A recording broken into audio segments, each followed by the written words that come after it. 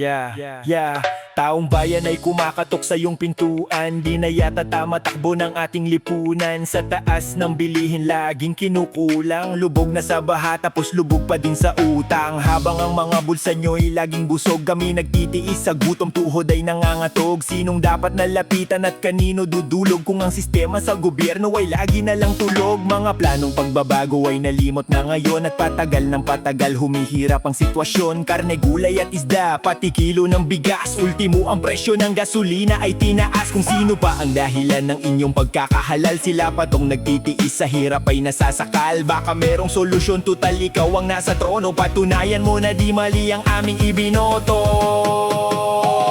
Ano na bang nangyari sa ating gobyerno?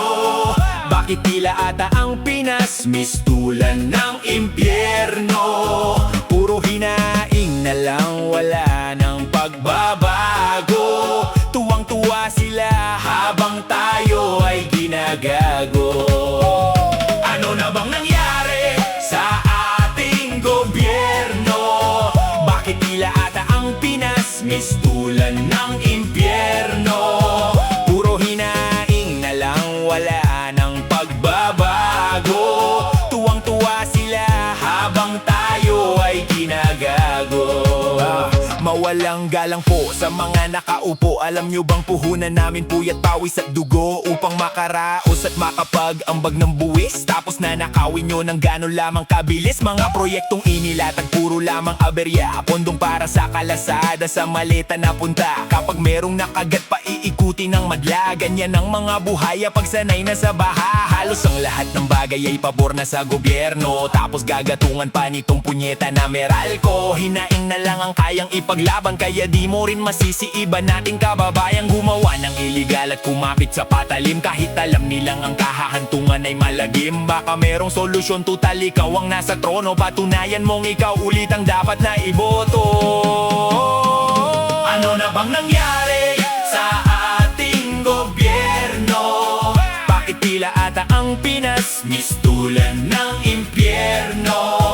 Puro hinaing na lang, wala ng pagbabago.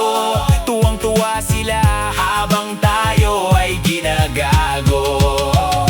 Ano na bang nangyari sa ating gobyerno? Bakit tila ata ang Pinas mistulan ng impyerno? Puro hinaing na lang, wala ng pagbabago. Tuwang-tuwa sila habang tayo ay ginagago. Ano na bang nangyari sa ating gobyerno? Bakit tila ata ang Pinas mistulan ng impyerno? Puro hinaing na lang, wala ng pagbabago. Tuwang-tuwa sila habang tayo ay ginagago.